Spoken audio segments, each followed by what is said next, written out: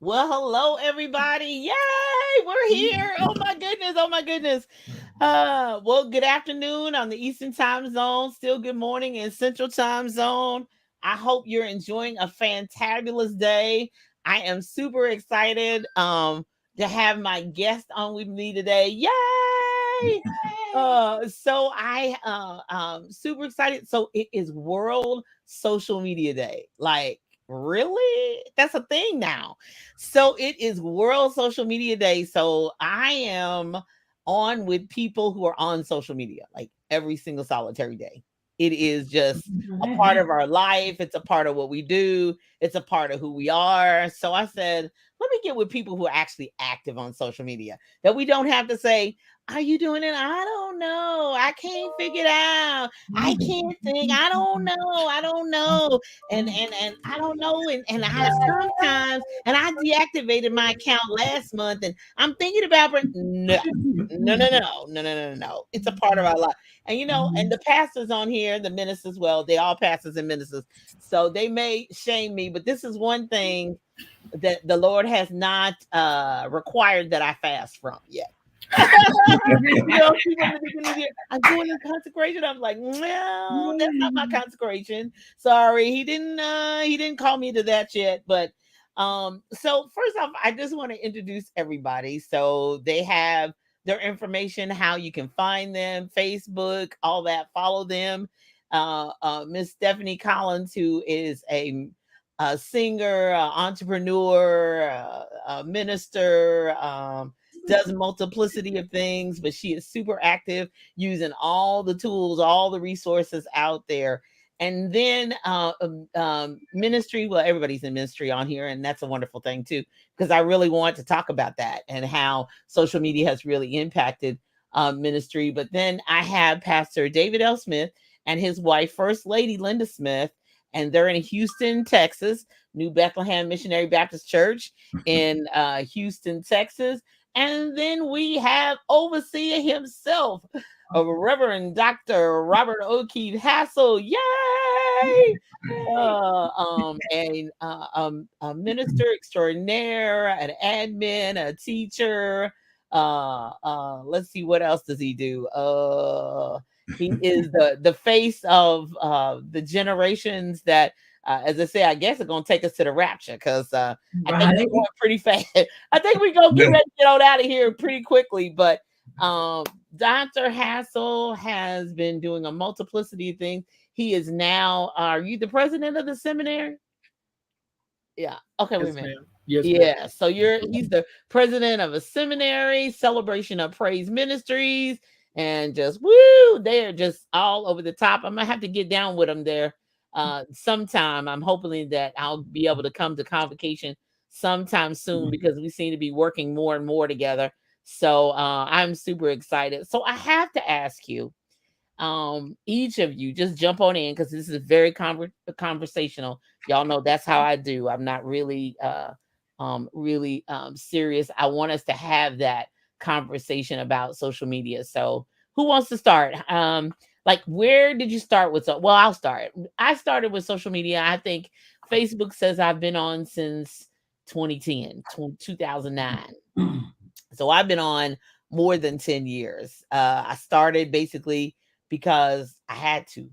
And it was just a part of something that I was supposed to do. I've always kind of been a little different as far as technology is concerned. My librarianship background required that I do that.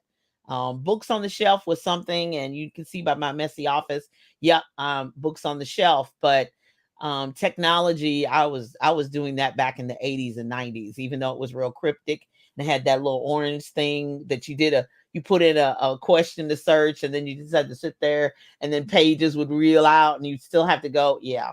So I've kind of been an online different girl. As a matter of fact, me and my husband, that's one of the things that attracted to us to each other. Besides, I'm cute and he's cute. But besides that was when I said I was into technology, he was like, "Oh yeah, okay, I really like her now." So anyway, so that's kind of where I started. So where have you all started? Like, how long you been online, active online? Go ahead, the Smiths, since they already on All you. right. All right. I've been on. I don't know how long I've been online. I'm gonna be honest with you. My wife started online, and our children, and they forced us. Said, "Daddy and Mama, y'all need to be online." So the next thing I know, my wife was online with Facebook, and then forced me. I'm gonna say maybe a year later, that I finally had enough nerves to create a Facebook page and get on Facebook and do some posting. So what you want to share about? Yeah, it's been a while for me. It was, I think my brother was on first, and he encouraged me to get on, and he was like, "You don't need to do that."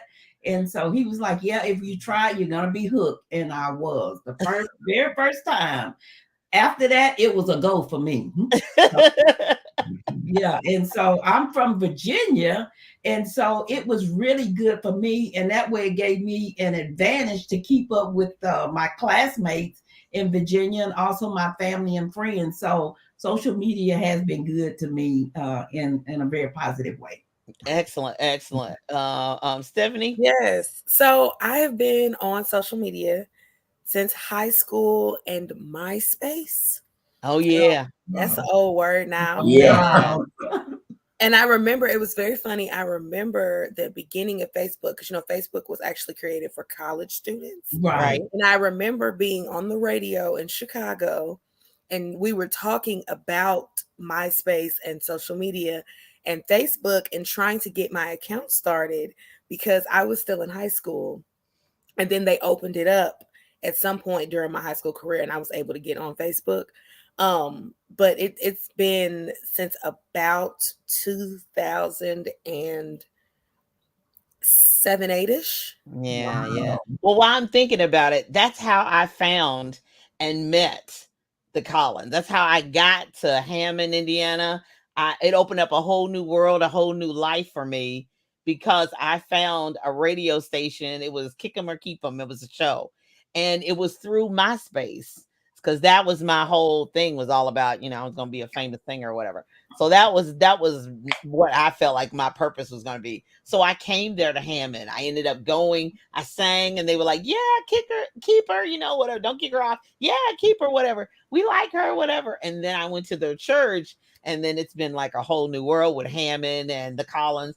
And then they moved from Hammond to where I am. It's actually a whole new world for us. Yeah. We relocated. Yeah, so they relocated to us. So you see, that's just one thing. I'm gonna get to you, Overseer, but that's just one thing of how social media basically transformed our life.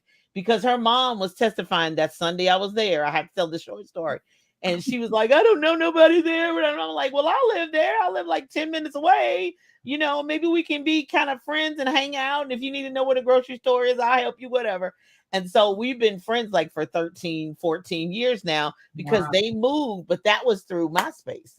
That was how I got there, was through social media. So it really, I know there's a lot of drama and we'll talk about that too, but no, that transformed our whole life. So Overseer, how long you been out there? The doctor's anxious. So I'm going to round out this timeline. I have been on social media since 2005. I'm what you would call one of Mark Zuckerberg's originals because Facebook came out my sophomore year of college. And at that time, it was before that, we had Black Planet, we had MySpace.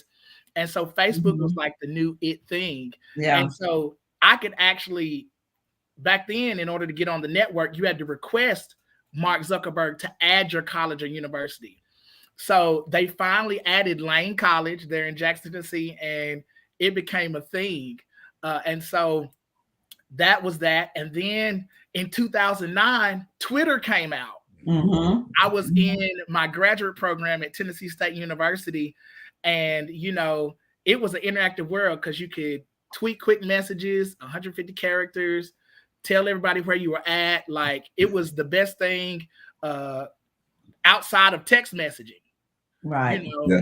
And so it just began an interactive world.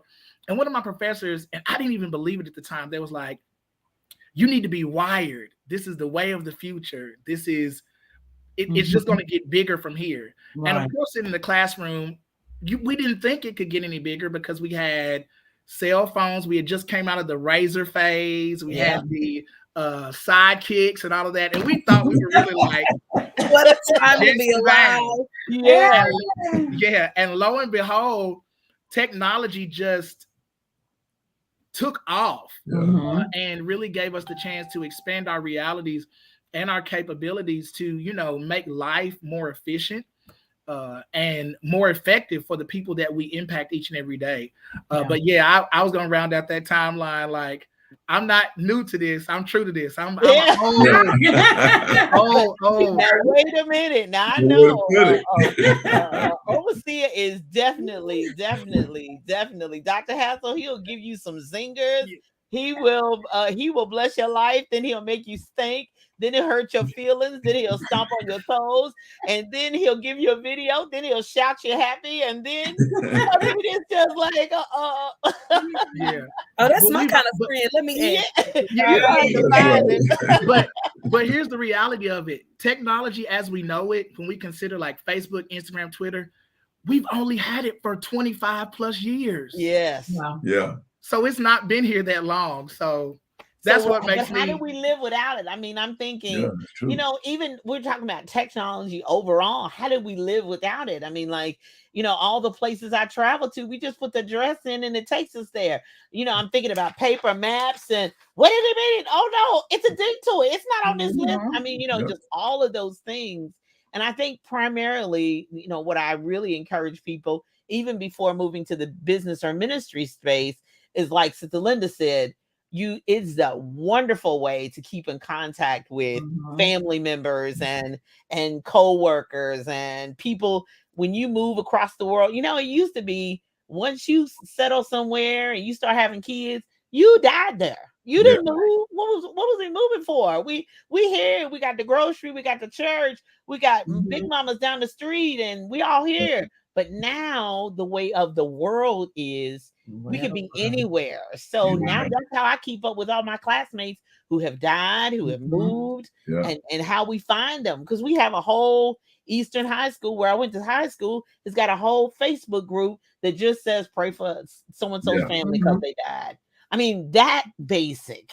You don't have to get into all the other drama, but that basic has really transformed social media, period. I mean, just unbelievably how it is done. Okay, so we've seen how it impacted your life. Now I've got to switch to the ministry phase because y'all know we've been on before. I had Dr. Hassel on and the Smiths on before and really talking about ministry and going back in the building, but really impacting how social media has really transformed ministry and business. It's the business of ministry or ministry and business, because that's where I found clients. My business has quadrupled. All kinds of things have happened. I've been able to meet musicians, record, do events, tell people where I'm going to be in the world via ministry. And I want to start with the Smiths, because when we were working on their book and getting that all published, and then COVID hit, like smack dab in the middle while we're working on their book. And one of the things I said to them was, y'all need to get ready, because when you're going live, you're going to have e-church members. Now I know Dr. Hassel has e-church members too. And I know Pride Kingdom, where Minister Collins goes, has e-church members. But I know that was kind of a thing I said out of my mouth, but I didn't formulate fully what that looks like and what that's going to be like. So how has that been working as far as just thinking about switching gears to ministry wise, social media and the impact of it? Well, it has, I'm going to say it's been a blessing.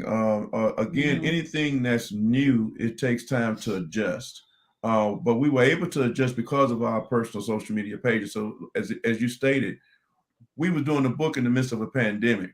When the book was published, it was in November. So we thought we were going to do something for Thanksgiving. We said we'd try to work for something for Christmas, but it really worked out because, like you say, by us going social media, then we were able to push it out more. We were able to get on Facebook. In fact, when the post office, when the FedEx delivered our books, we got on Facebook and we published that we prayed, because that was something we prayed for, that we wanted to one day be authors. So we prayed and we thank God immediately. Then people started reaching out to us, saying, how can we get your book? And so social media has been a blessing. It's impact our ministry to whereas on ministry, we've been able to, what I thought we would never do, is be able to orientate, accept members, via hybrid.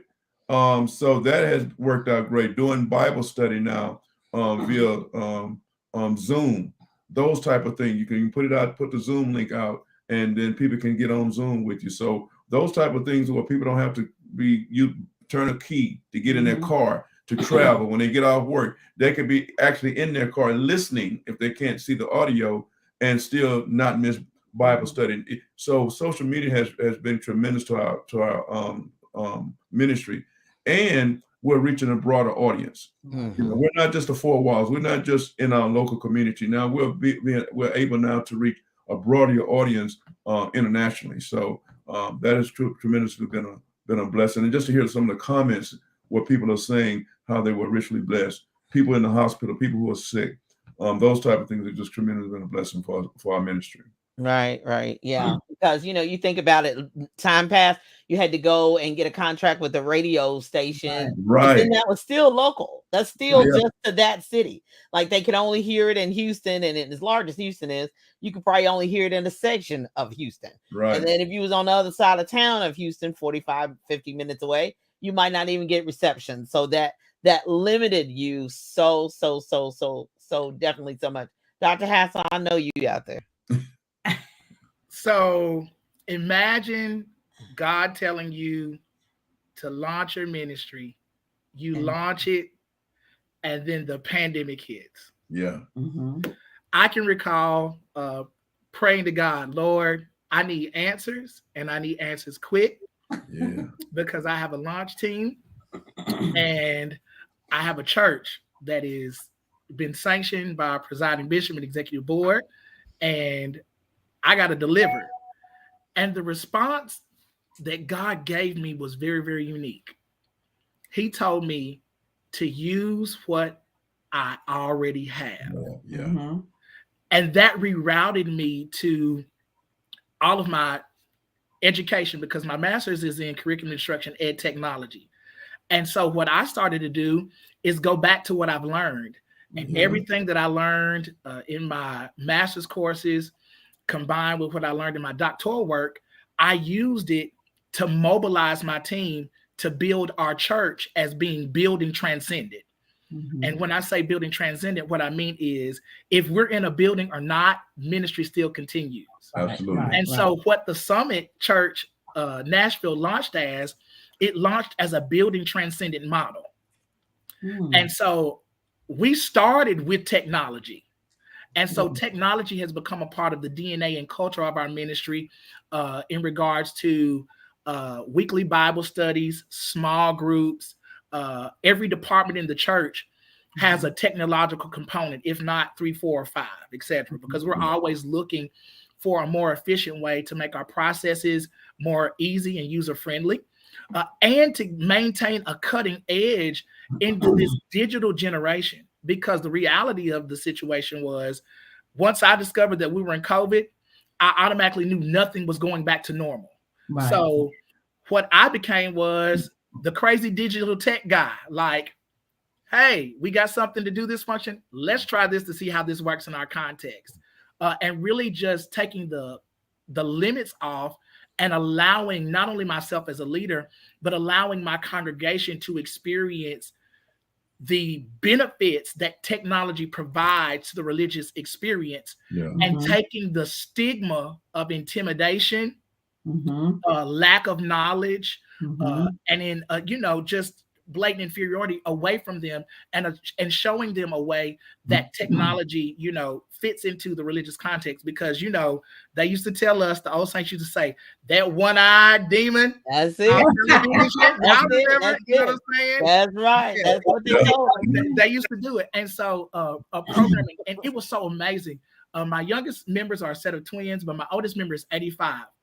My grandmother can give her offering digitally. Yeah. She can interact digitally. So Yes. I understood how important it was, not only in making things efficient, but bridging the gaps between generations. That's And it. I think that's what That's it. technology really provides for us in ministry, the ability to have that connecting point where everybody can come and have an enhanced experience, because people through technology are experiencing things that they've never had the chance to experience No, before. never. And I tell people all the time, wait a minute, my 82-year-old mother, she sees Right. her broadcast, and now we've gotten where she's got a smart TV. So now she has church on her television. So Yep. she can put in a playlist on her YouTube. And so she sees all the preachers she want to see on there. She can see it on her iPad. She can get it on her phone. She can, just everywhere. And I'm like, if my 82-year-old grandmother, my mother can do that, y'all can do that,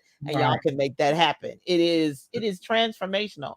Now, y'all are experiencing something. So if you're joining us, we're celebrating World Social Media Day. So we're celebrating the opportunities that what God has literally put in our hands to be able to minister. You know, I always thought about, and every eye shall see him, and he's not coming until all have come to the knowledge of the truth. And I'm like, how is that going to happen? How are we going to reach the lost? How are we going to get there? Now, I want to ask Stephanie, because she has done something, several ministry opportunities that she works with, especially with there for a while, and she'll probably do it again. She was clothing people, where she was giving clothes away. And then she had outreach where they were feeding the homeless. And so they were notifying people where to either bring food, where to bring clothes. And then she would go live, and they had all types of ministry opportunities that were local, but there were opportunities via social media for other people to give from everywhere. Like you didn't have to be there to participate. So she had the links for paying money, or if you wanted to ship something, or if you wanted to just give, you just give electronically. Like Dr. Hass was talking about, Big Mama could give electronically, but what about sowing into other ministries electronically? How has that worked? Are what is the impact of that? Being able to, you don't have to be in Louisville to give. I can be anywhere in the world to give and support what Stephanie Collins is doing and what she's involved in, because I saw it. I'm like, where's the text? Where's the cat? Okay, yes. that's what we're doing. It's amazing. It really did kind of broaden a lot of things, just kind of across the board. People could sow, people could give, but people could also participate in ministry, which was also like just extremely fun. We have all these weird conversations about the world is flat, the world is this, and then we'll say things like just the world is small, because we just know a lot of people, and social media shrinks things a little easier than regular life. But in all actuality, people were able to build a sense of community outside of their neighborhoods because of social media. So there were people who attached to things that I was doing that didn't live here, didn't live anywhere close to here. There were people. So when we started doing the pop-up free shop, which was our way of a community clothes closet, people could bring clothes they don't want anymore. And rather than just offering them at Goodwill, we would put them up on clothing racks. And people who had whatever kind of insecurity, housing insecurity, financial insecurity, whatever, could come and just take the stuff for free. Grab a bag. Our thing used to be bring a bag, grab a bag. But I really wanted you to take more bags than you brought, because whatever you don't take goes back on with me. Please take these clothes. Please, I'm begging you. Take some more. And we used to have people be like, oh, I don't know if I can fit it. Doesn't matter. Take it. If you can't, donate it next time. Go. Yeah. Take it all. But we had people that were able to attach to the ministry on a regular basis because of social media. And even, outside of that, with people donating, people have always just donated because they're like, oh, at least I know she's going to use my money correctly. My high school best friend's mother used to support the pop-up shops remotely, because it was just, oh, that was my baby, I'm a supporter. But she used to actively support just from a distance because she knew where the money was going. And I'm like, well, I mean, for somebody who wants to sow but isn't completely connected in their own communities, it gives you a way to still help, and you can pick and choose. Yeah. If that's what you want to do. Yeah. But people have been social media changed a lot for me. just in general, between the pop-up shops and then with some of the other stuff that I do, like social media created communities based on people and not based on geographic location. And that Exactly. was just, like, Exactly. major. Well, But and to the that makes yeah. 92-year-old or the 82-year-olds, my 92-year-old grandmother is very likely watching this right now. Yeah. Because my grandmother, she has not missed anything in my life. I was a part of a show that we had to pivot from a live show to a video recording, and I had 2 weeks to record an entire cabaret, edit, upload it, and have it ready for Christmas. And my grandmother was watching it. Both of my grandmothers were able to see it, or my uncle, I think, was watching it, and so were my cousins because of social media. Yeah.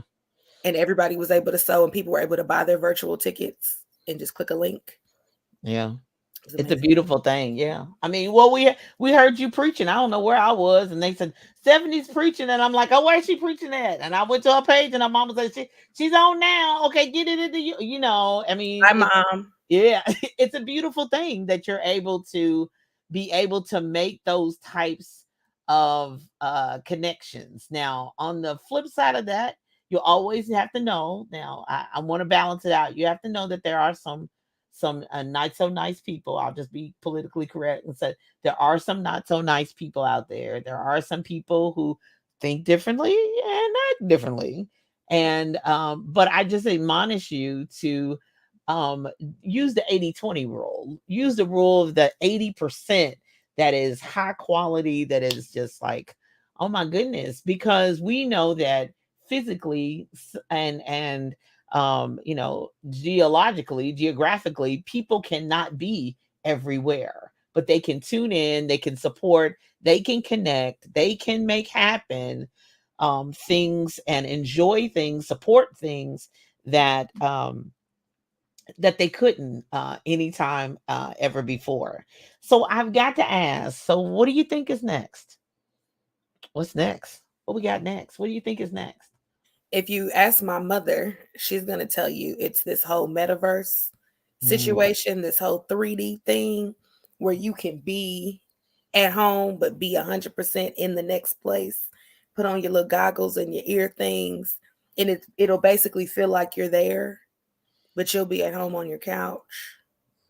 I don't know how I feel about that one all the way yet, but I didn't know how I felt about live tweeting during concerts and being like, oh my gosh, look at Kirk at Mad City on Twitter. And then that became like a way of life. But especially since this pandemic hasn't gone anywhere, I do think that people will continue finding ways to be present while being absent at the same time.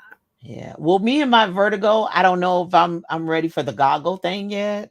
Your mom and I have talked about it. I was like, I'm usually pretty game to try a little bit of anything, but my vertigo and what that does to my inner ear and all that, I don't know whether I'm ready for that whole. Now my husband he's got the goggles, the Google guy. He's ready to go. Yeah, see. Well, they didn't Dr. Hassel's ready. There wasn't an in-ear thing, so that really helped. It was stereo sound. Yeah. Okay. Well, so maybe it didn't that feel helps. crazy, and you can adjust the volume.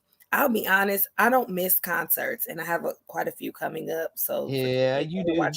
I don't miss concerts because being able to adjust my own volume, that's gold right there. Yeah, that's the future. Control, personal controls. Yeah, personal controls, but also being able to determine what you want to be in and what you don't want to be in, and what you that control thing. Now that's an issue, So I what's next? I think any on TikTok?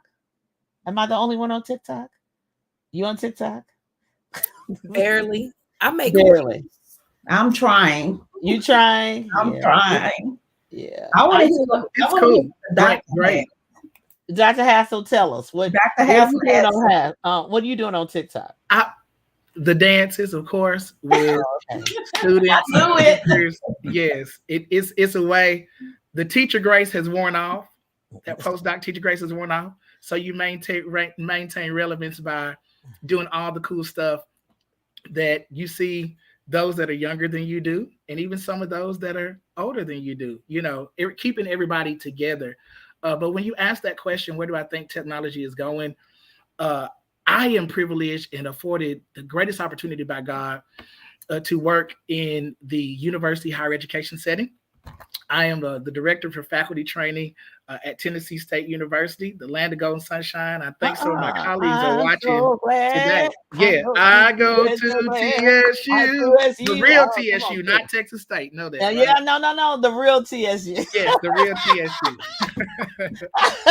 And so we, I honestly believe that, just like Stephanie said, we're going to see virtual reality, augmented reality. But what I want people to know, specifically in ministry, is that technology is tailored to fit. It's not a bad thing.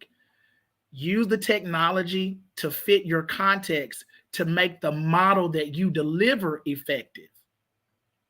I use this principle, and I'm sort of candid when I go into churches and talk to people about technology. You can't be big when little has got you. If all you have is iPads and kiosk, let's do that. If you have additional computer labs and software and supportive technology, let's do that. But don't overextend yourself, because when you overextend yourself, that's when it becomes intimidating. That's when you want to throw it all to the wind. And I think if the church and ministry models and representatives ever recognize that technology comes to enhance what you already have and to give you more ways to reach people that you would not otherwise reach, we would more effectively apply it to the context. The problem is that we haven't really studied what our model is. Every church, before they implement technology, should use a SWOT analysis for every type of technology that they're going to use. Okay, what's the SWOT analysis for somebody? Strengths, weaknesses, opportunities, and threats.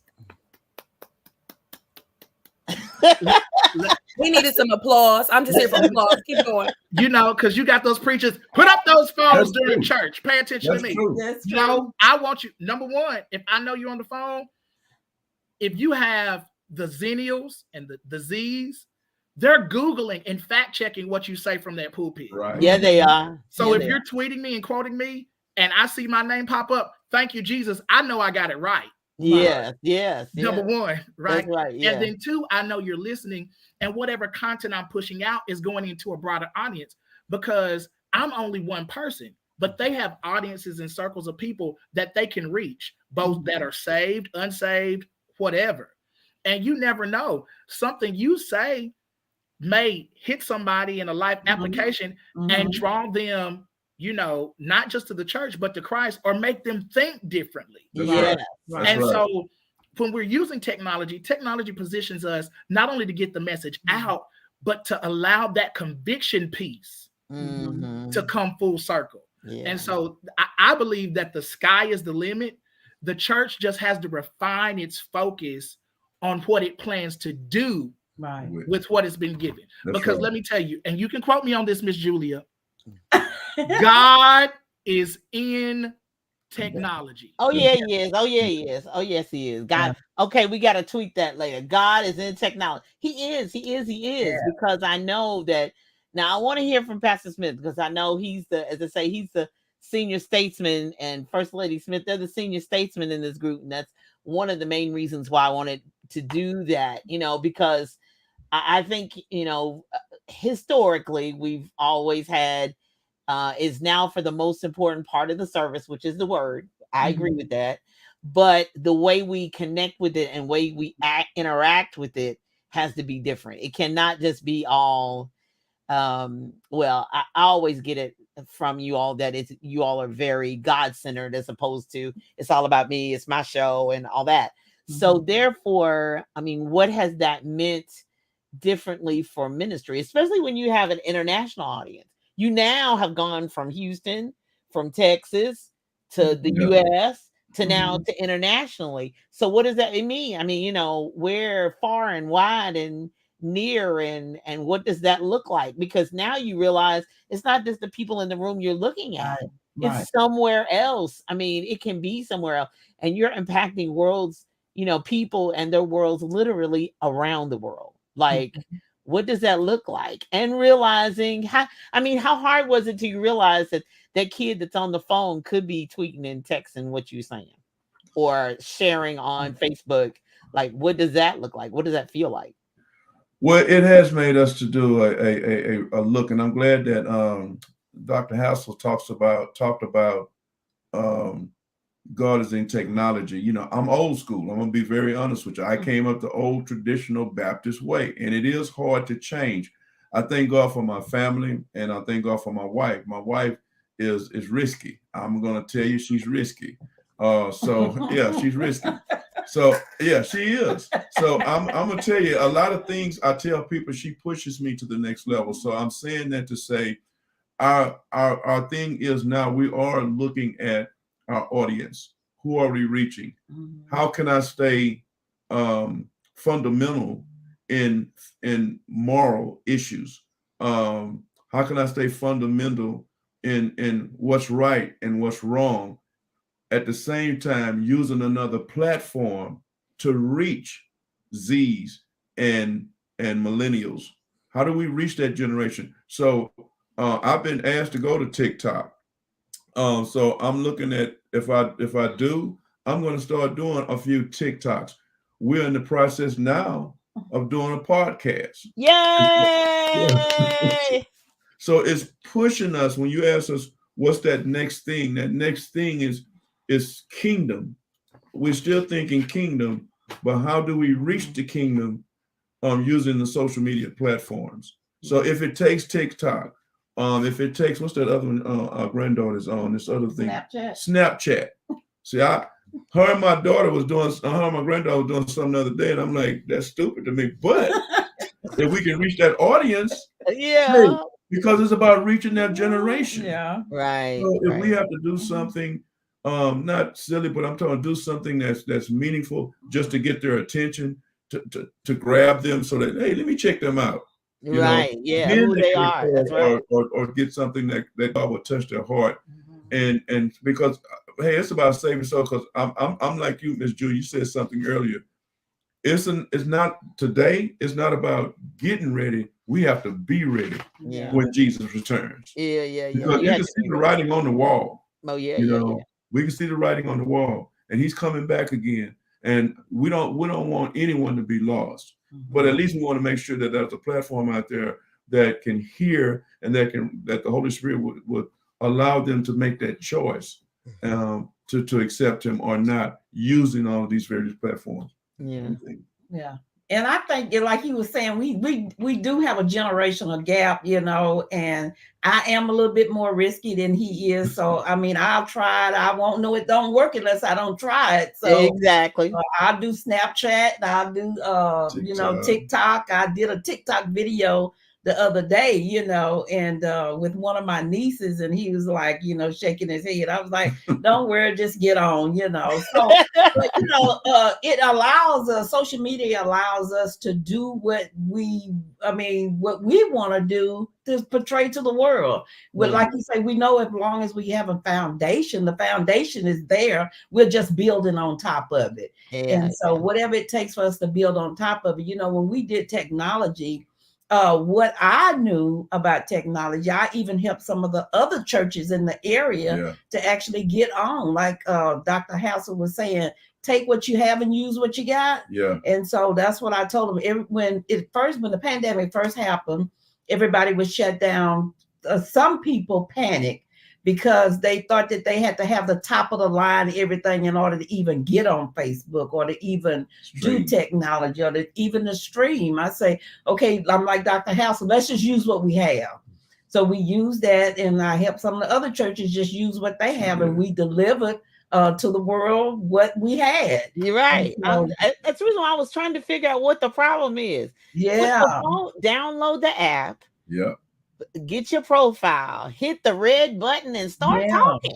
I mean, it wasn't that difficult for me, but I guess because I've been on a long time. Yeah. Everybody's like, oh, because it was such a change. Scary. To say, okay, I'm not getting ready to unlock the doors and people gonna walk in and then we're gonna have service and we're gonna give offering. Like, we got to do that no, I'm not ready to do electronic giving and what that Right. looks like. And yeah, that's like use what. So that's my encouragement Mm-hmm. Yeah. to Get with everybody that. today. Use what you have. Right. Start with Mhm. one platform. Now, once Right. you get Right. started with one, you'll probably be like us and be on multiple places. Start with one. Mhm. Now, I'm not going to be dancing on TikTok unless, when some of the kids trick me and get me to do it. But I'm really about my images. I'm about my flyers. I may every once in a while go on and start teaching and talking, but that's what I do. I hit it and I record it and I upload it. And one other thing that I really want to encourage people before we go, because I appreciate everybody for joining us to celebrate World Social Media Day. I mean, all of us are literally around the world. Thank you Mhm. for all your support over the years. Is to really not so much concern, because the Smiths know I fussed at them about that. We're Mhm. looking for authentically you. We're Yeah. looking for you. Yes. We're not looking for the celebrity in Hollywood. We're not looking for that. People want to connect with authenticity and not necessarily, oh, it's just so perfect, because it doesn't help anybody else to see you're really perfect. And so I sit back and go, well, I'm not that perfect. Well, I can't do that. And I'm not. It's about authenticity. It's been about relatability. It's about making that connection to help support somebody else. It's not necessarily the perfect light. It's not necessarily about, oh, the perfect speech and, oh my gosh, I never stumble over my words. I do it every video. There's always something I feel like I should have done better, could have been. That's not about this. This is about being social. Being social. All right, one more thing. So before we go, I want you each to come on and really encourage people about using social media, or one thing that you really want to, even if it's a pet peeve that you have about social media, just one thing, and then I'm gonna let y'all go because I feel y'all kidnapped. Who wants to go first? I don't mind. Um, I would say if I could encourage people with social media, I would genuinely just say use it. And I know we've said it a lot today, but if your foundation isn't secure, we're going to see it online. However, if it is, what we doing? What we working with? Let's see something. I would say and I should have left the handle up. So I do something called Her Songs Music Collective, which if you don't know, Auntie Julia is a part of. I Um, am. but I am. but we are a collective of female songwriters in Christian and gospel music, just helping each other from the front. I started this in 2019 because I felt like the Lord was saying, well, between the Lord and my mama, I felt like the Lord was saying, why am I giving you music if you won't do anything with it? And my mom threatened to start charging the binder that had my music in it. This is before the technology. She threatened to start charging it rent. And I was like, I just think that's disrespectful. And she said, well, I think you should do something with it. I lost, as you can see. But we started doing this thing and then the world shut down. We did it 2019. We did a collective thing in 2019, second half of the year, where we had Auntie Julia and 8 other people came to Indianapolis and we did this big concert. Yeah. World shut down in 2020. I'm like, what are we going to do? And Lord, why are you making me make this a movement? I didn't even want to do it when it was me. Why are you making me make it a movement? During the pandemic, because of social media, we have expanded our reach so far that we have interacted with people overseas. We have active participants in New York, Virginia, Florida, Texas, Cali, all down the Midwest. We have people all over the place that are completely active in what it is we do. So my encouragement to you would be to use social media to activate the tribe you've already begun to cultivate. My people weren't all around me, and I didn't know that. I didn't want to do this. Me and the Lord went back and forth quite a bit. But once I finally settled in what it was and understood what my foundation was, as we started portraying that on social media, because that's all we had during 2020, we started connecting with people from all over the country. And the Her Songs Collective we are now, it blows this other thing out the water, strictly because we knew what we were going into a pandemic and we just fleshed that out online. So I would encourage people that know what they're doing. If you don't know what you're doing, don't throw stuff at the wall, because we can see that too. But if you know what you're doing, do it and let people see it online. Authentic to you, of course. because we can sniff all of those things out. Through But technology. through technology. But show the people who you are and show the people what you have and let your tribe find you. Because some of us freak out about social media because of who is watching, and you're probably looking at the wrong crowd anyway. So yeah, find your tribe and bless your tribe, and your tribe will follow you, and they will share it, and it'll grow and bloom. But of course, the main thing is Stephanie's obedience. Hello. And when God tells you, that's what you do. And Dr. Hass, I'm gonna go to you next. all right.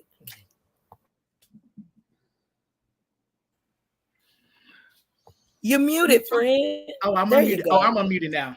Good. We were so confused. When I when I think about the nugget that I want to leave with you, I want to say this: give technology a chance, but most of all, use it to curate meaningful lived experiences for other people. One of the greatest things I think technology offers us is the ability to become an interactive time capsule. There's nothing more impactful in the lives of people than moments.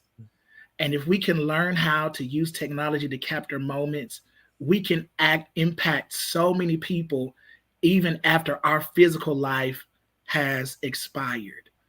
So I want you to take that opportunity. Yes, whip that cell phone out, get that selfie, record that moment in worship. Yes, I know they get on us praise breaks. Yes, rejoice, capture that. Yes. All of those things that are centric to expanding the landscape and understanding of people that live outside of us and view our experience from the outside. Use it to create that interconnectivity, that engagement, and that unity of spirit, not necessarily in ministry, but that common bond that we all share in lived human experience. And watch, after you do that, the way you see the world, the way you experience people, the way you engage people, turn into an ever evolving learning experience where you not only learn something new, but you become something new for somebody else. Excellent. Pastor and First Lady Smith, last words. You want to go? You want Yeah, to go? good. Oh, good. That's very good. And I'll say for myself, is with the intergenerational. I'm too young to be old. I'm too old to be young. So I'm right in the middle. I can use what I have, and I thank God that I can use what I have. Don't be afraid to use what you have. It doesn't matter. Age is no limit. So don't think that you're too old for social media. Use what you have. The scripture says, don't be afraid of their faces, so you don't see them. So don't be afraid. Right. Yeah, just use what you have, and for the glory and honor of God. Amen. All right. And I think what I would say, and I'm gonna say this, we keep hearing this word, be authentic, be you. When I preach, I forget about I'm on Facebook, and I sometimes cry. I get so happy, I just be excited, but that's authentic, and people can feel that spirit. So be you. Don't try to be anybody else, and do it now. Don't wait, because I thank God for Sister Royston. She stayed on us. Yes. She held us accountable. So I want to encourage you to do it now. Know your content, and you're going to make mistakes because it's live unless you pre-record it. That's what we learned too. You can edit, when you pre-record, but when you go live, it's all you. Yeah. So you're going to make mistakes. Just learn from it and keep going, because there is an audience just for you. Yeah. There is an audience. Everybody's not going to listen to your content, but somebody is going to listen to your content, and someone's going to follow you. So just be you, be authentic, do it now, pray to the Lord, and God will lead you and guide you. And I believe in that scripture, Proverbs 3:5-6. Trust in the Lord with all your heart, lean not to your own understanding, but in all your ways acknowledge him, and I promise by World Witness that he will direct your path. Excellent, excellent, excellent. Thank you all for being my guest today, taking your lunch hour to be with Julia Royston. And please find them on social media, follow them, become eChurch members. You know, one of the beauties, you can be multiple eChurch members, so you can follow and support. And more importantly, share what they have to offer, share their quotes, share their videos, whatever they have, because we have a dying world out there. We have a lost world. We also have a depressed and unhappy world. We have sometimes people who feel hopeless and helpless, but there's encouragement out there. And I appreciate the authentic and honest and open ministries that are out there online and for people to be blessed by, because there are some people who struggle with the in-person church and connecting with ministry, but there is help out there. God intended for us to have technology. Dr. Hassel says God is in technology. He is with us and empowering us. So I appreciate this opportunity, and you all celebrate there. Thank you so much. Mama Collins, happy social Hi, media Mommy. day. Yes, the evolution. Thank you so much, everybody. The metaverse is next. Okay, Dr. Collins, you're going to have to come on and do about the metaverse, and we're going to talk about it. Thank you so much for everybody. Yeah, to use what you have. Thank you. Thank you so much. I appreciate you all being with me today. Happy World Social Media Day. Thank you so much, Stephanie Collins. Auntie loves you. Thank you, Overseer Hassel, Pastor Smith, and First Lady Smith. Thank you so much for spending your hour with me today. You all be blessed. Have an awesome rest of the day. Let's get on social media and be blessed. Yay! Bye-bye.